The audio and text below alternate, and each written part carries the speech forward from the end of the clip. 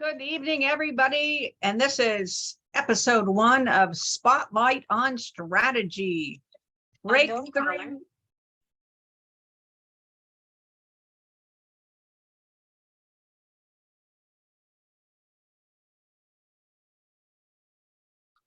Good evening, everyone, and welcome to episode 1 of Spotlight on Strategy.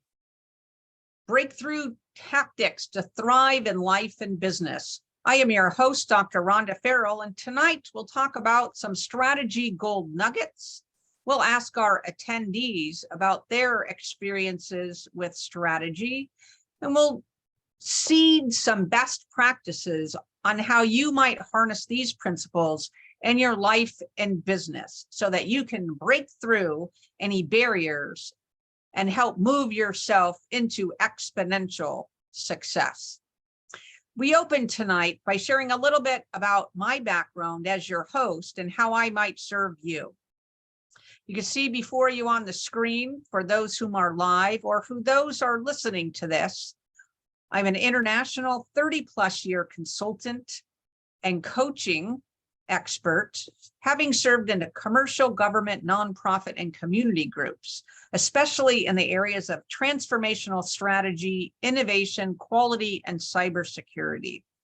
I bring you a holistic look at strategy and your business, and especially that inside look at how we can help you reshape what's feasible, possible, and the targets that you want to go after looking forward. Tonight, we're going to talk about the 2 key portions of strategy, and that's clarity and alignment.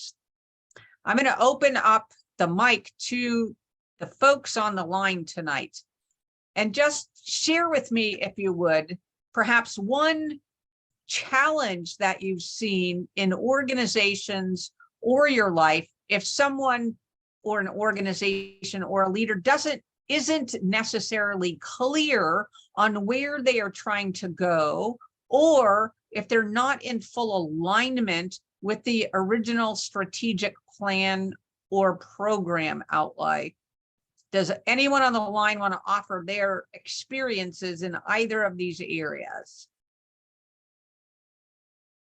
You could just take yourself off mute and pipe right in. Rebecca Mott.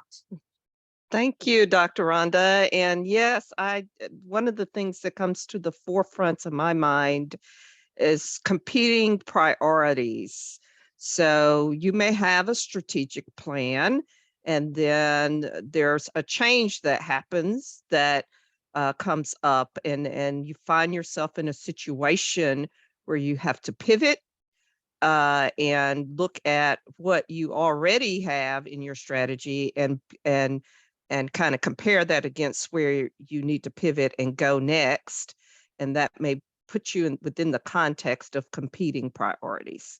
I love it, Rebecca Mott. You are so correct. And ladies and folks on the line tonight and or listening, that last aspect that you don't see on the screen here tonight is really about the performance aspect. And what Rebecca is talking about is, even though we have clarity on the way forward, given our assumptions, life happens, business happens. To Rebecca's point, priorities change. And then what do we have to do? We have a ripple effect. We have a ripple effect with realigning. Not only that, we have a ripple effect with our decisioning and the constructs that we use to get there.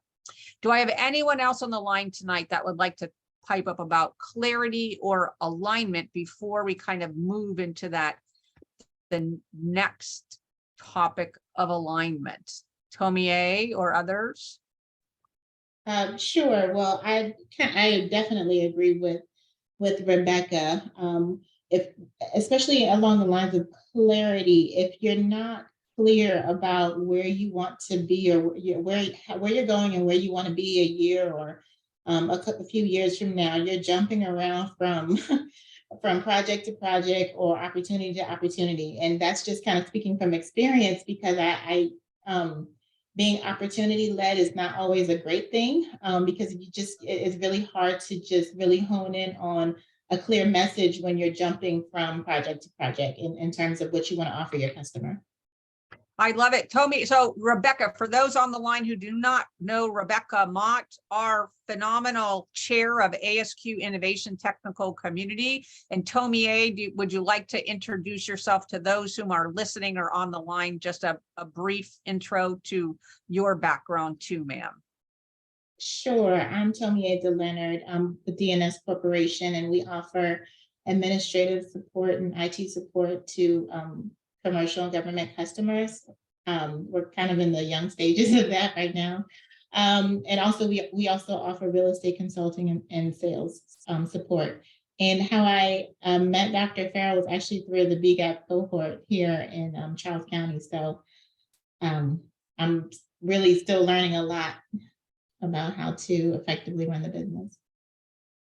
Bless you, Tomi A. And for those who aren't familiar with the cohorts, they're geared towards creation of a business development program for you and your business. So entrepreneurs, people in business wanting to grow and scale and partner and gain access to funding. You can check out Will Holmes Consulting and Bell. They have a cohort series that serves many parts of Maryland. Now I'll turn it over to Rebecca for her to intro herself, because not only does she wear the crown at ASQ for our innovation technical community, she is a phenomenal strategic leader herself. Rebecca?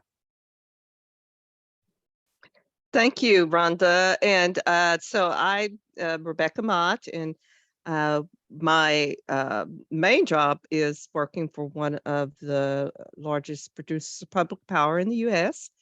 And in that role, I've had the privilege of leading the launch of enterprise strategy for continuous improvement, including the launch of our Lean Six Sigma program, and then also just recently led the launch of our Innovation Center for our corporation, and our innovation network participated in launching that as well.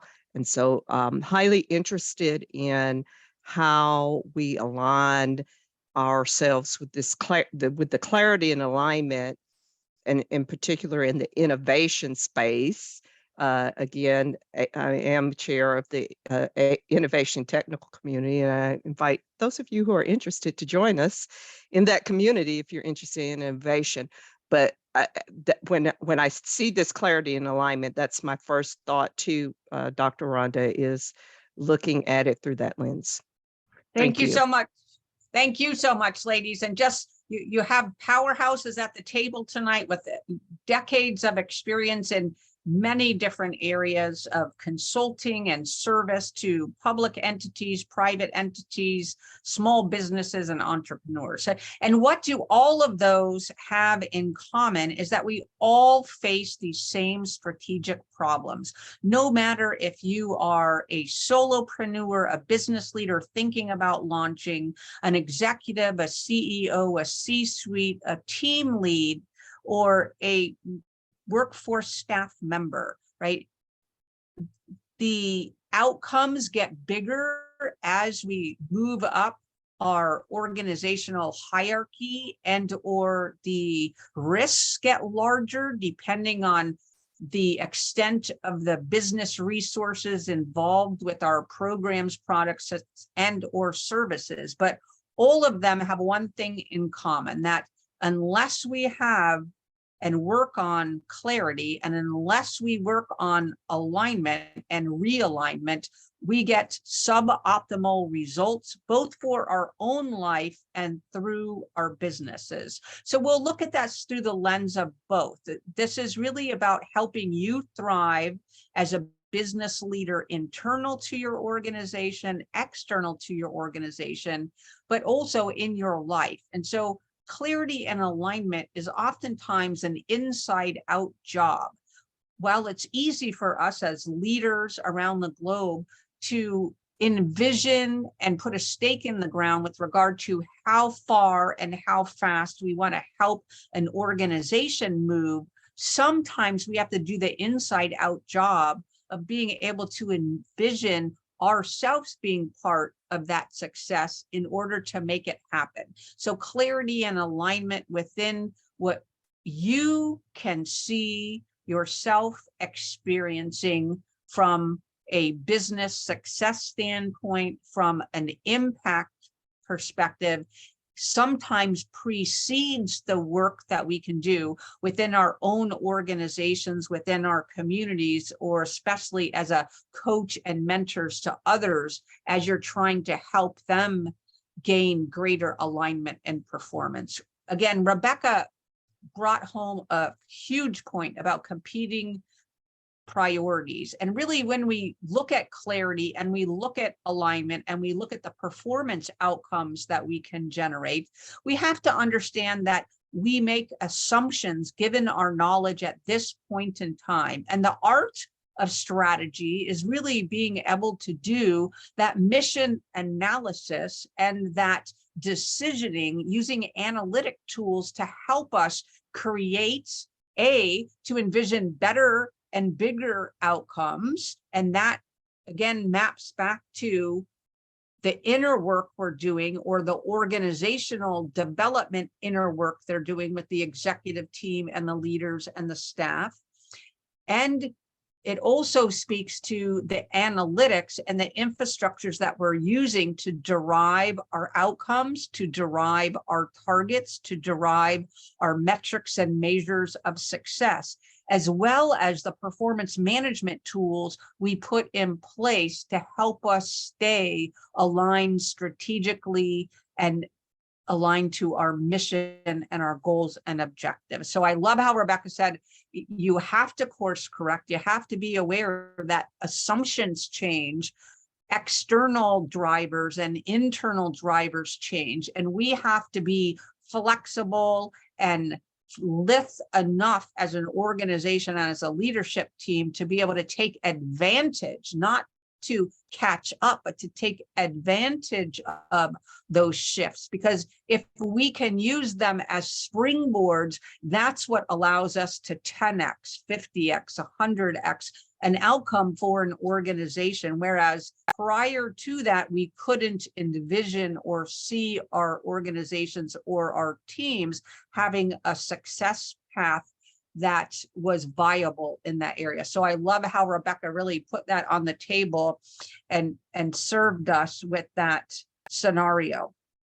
You might ask, I've never been here. I've never been asked to build clarity about a strategy. I don't know what tools to use to gain alignment. And so we can go back to our quality and our innovation toolkits that enable us to understand what we're working within, the context, our environmental context, our business context, our organizational context, but also what we want to use to drive clarity for more than one layer of our organizations.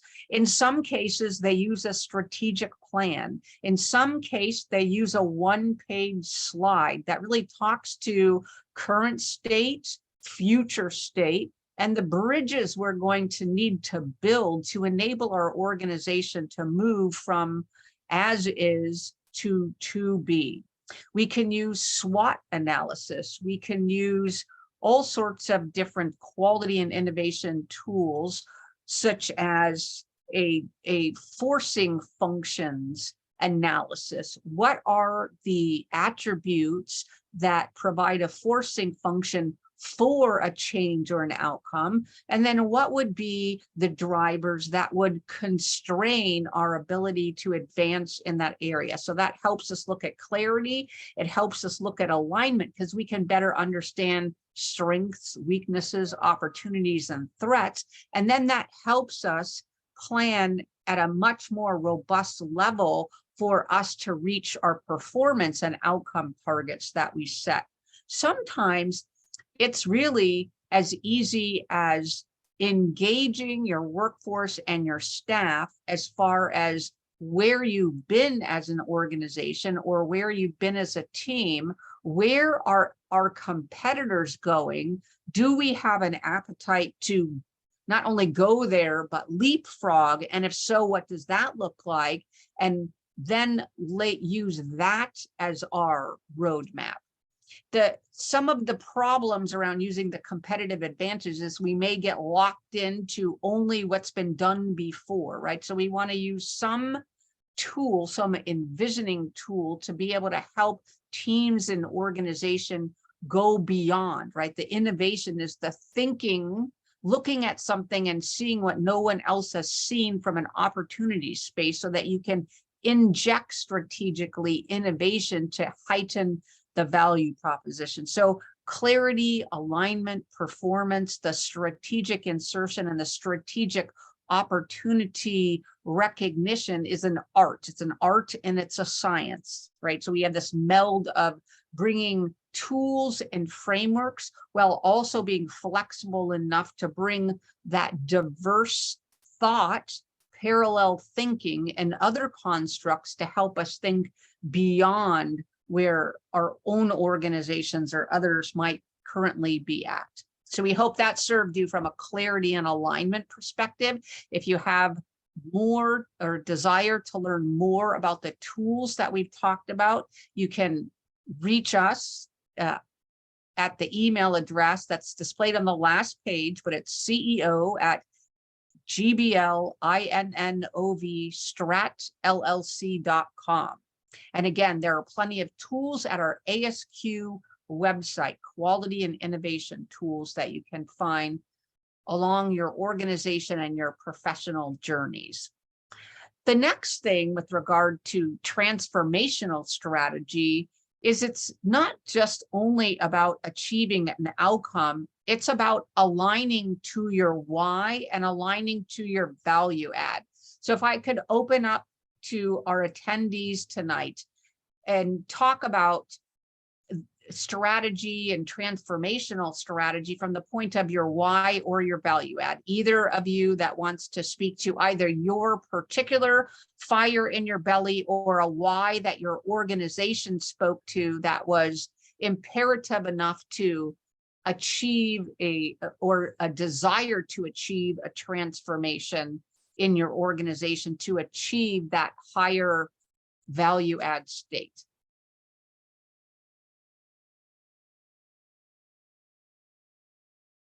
I'm so glad you mentioned this, Dr. Rhonda, because when you were talking on the previous slide about it being an inside job, that immediately piqued up my ears. And then you went to this slide, which really gets to the heart of it, right?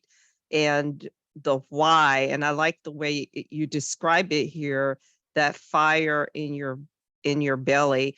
And I think myself I consider myself a strategic thinker, right? I'm always thinking about, the how and the what.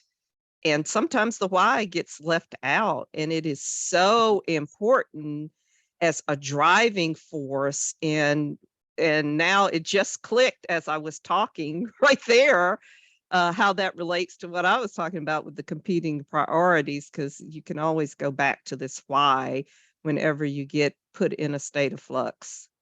I love it. Rebecca, you are perfectly on target, right? The why is your arbiter. The why is the heart of your decision matrix. The why is the juice of our analytics, right? Our engine of how we make decisions should always go back to our North Star. Why did we start the organization? Why do we want to take on these goals and objectives? Who are we trying to serve? What is the impact we want to have? And what's the why for the leaders and the workforce within the organization as you're really instantiating and executing to the organization strategy. So it's a multi-layered why that when, again, we could get them in alignment, empowers the execution to go 10x, 50x, 100x. The next thing is really the way that we go through the decisioning process and differentiation is by looking at it from a value add standpoint, right? To Rebecca's point about competing priorities, our decision matrix has to align our why with clarity on the different ways, hows we can get to the outcomes, and the way that we could overlay from a decisioning and an analytics standpoint is to understand the value add that each of those courses of action has. And that could be stemmed or steeped in ROI and margins. That could be steeped in the investment in a pre-stage for accelerated growth. That could be steeped in partnerships, right? The examination of partnerships to expand your impact and your growth and your performance, or that could be steeped in the novel